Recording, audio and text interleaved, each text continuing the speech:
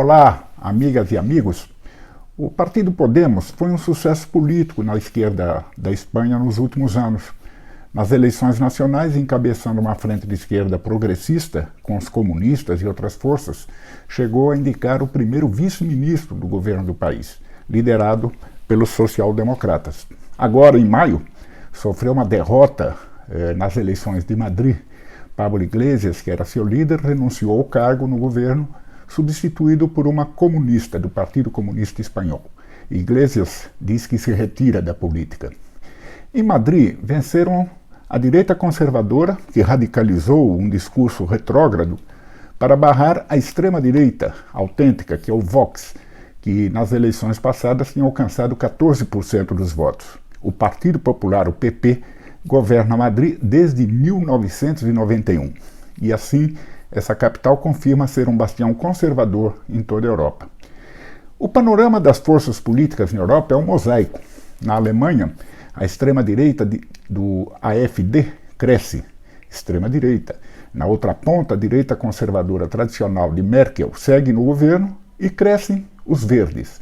A AfD, fascistizante, promoveu 52,8% do total de crimes de natureza política ou ideológica em 2020, segundo o ministro do Interior daquele país. Segundo ele, esses crimes, que vão de incitação ao ódio racial até saudações nazistas, são considerados pelo governo como a maior atentado, ameaça à segurança do país. Na França, onde persiste resiliente a onda de Le Pen, há poucas semanas atrás se desarvorou um complô militar para um golpe de Estado. Imaginem, tendências extremistas de direita também já estão fincadas na Hungria, Polônia, Áustria, na Itália, aliás, com o governo integrado pela Lega Nord até recentemente, na Holanda, Bélgica, Portugal, República Tcheca, Eslováquia, Estônia, até Noruega e outros países nórdicos do continente europeu. Nas capitais dos países da Europa, Madrid, entretanto, foi a maior exceção recente. Há também governos de capitais conservadores de centro-direita em Sofia, da Bulgária, em Atenas, na Grécia, Estocolmo, na Suécia, Dublin, na Irlanda, Helsinki, Finlândia, Bucareste, na Romênia, Riga, na Letônia, Nicósia, no Chipre e Luxemburgo, capital. Enquanto isso, a extrema-direita vem sendo um fiasco na capital da França, Paris, também Londres e Amsterdã. E não é só. A maioria das capitais da União Europeia são governados por forças democráticas ou mais à esquerda. Em Berlim é a social-democracia, mais os verdes e outros setores. Em Paris, a social-democracia de Anne Hidalgo venceu com 49% dos votos. Em Viena, na Áustria, apesar do governo de extrema-direita, a social-democracia governa. Em Roma, a prefeita ecologista do movimento 5 Estrelas derrotou forte candidata da extrema-direita.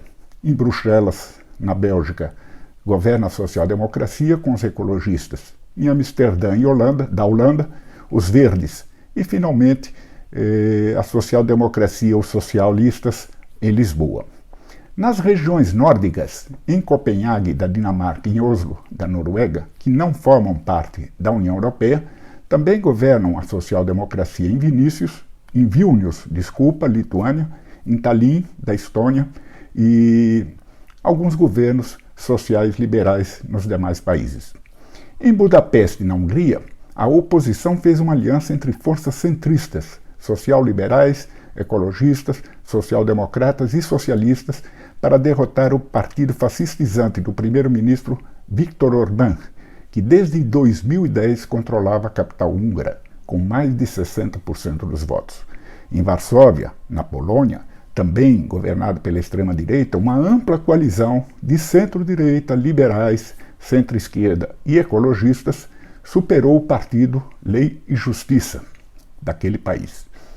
Esse mosaico do mapa político na Europa se completa com vitórias conservadoras no Parlamento Europeu nas últimas eleições, tendo a esquerda recuado relativamente em posições e, em vários países, tendo os verdes em crescimento, sobretudo mais ao norte. Na Bélgica, uma notória singularidade, um crescimento bom do Partido do Trabalho da Bélgica, provindo do campo comunista.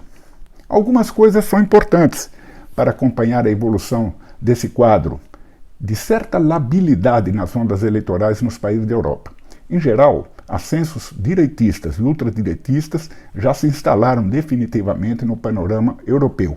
Esta foi a onda mais recente, são forças ameaçadoras das conquistas civilizatórias. Sua presença exatamente no centro do sistema capitalista mundial, ou seja, na Europa, e também nos Estados Unidos, onde Trump, mesmo derrotado, teve apoio de metade dos norte-americanos, evidencia que os setores hegemônicos desses países estão divididos quanto ao modo de manter sob hegemonia o governo de seus países em meio à ruína do ultraliberalismo, à crise do liberalismo político e da crise da globalização imperialista. Daí o ascenso da extrema-direita.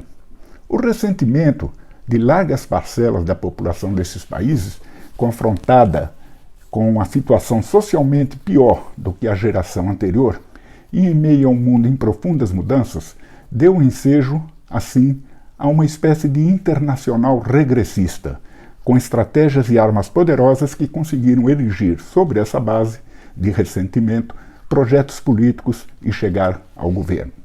O conservadorismo liberal tradicional sofre também os efeitos dessa deriva ultra-reacionária.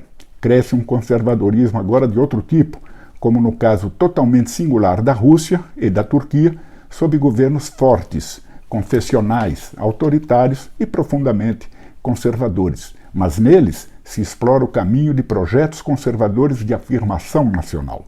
Fora da Europa também a Índia é uma expressão disso. Por último, a esquerda na Europa procura manter sua força eleitoral num ambiente de defensiva estratégica e posta em alguns desses países, portanto, em franca defensiva tática. No geral, ela se associa a forças de centro-esquerda ou mesmo centristas de variadas extrações. Mas não há uma onda eleitoral francamente favorável e não parece ser relevante alternativa de poder tão cedo. Ela vive impasses políticos ou eleitorais que reclamam solução, e penso que uma via muito promissora é a de saídas soberanas dos países frente à orientação da União Europeia. Essa é a terrível realidade sob a ordem neoliberal. Mas é uma realidade internacional em transição rumo a uma ordem multipolar e regida no âmbito do multilateralismo. Isso força o caminho para a maior autonomia dos Estados nacionais de países em desenvolvimento. Esperanças se acendem com a força de resistência das forças populares e pela evidência de que há, sim, alternativas a esse estado de coisas, e elas são pela via socialista, como ocorre na China e outros países que alcançaram sua afirmação nacional por essa via. É uma evidência que o neoliberalismo não tem futuro. Só o socialismo pode assegurar, em última instância, a verdadeira independência nacional. Nós devemos acompanhar com cuidado e com atenção esse panorama eleitoral da esquerda e da ultradireita no continente europeu. É importante para todo o mundo. Um grande abraço, até a próxima.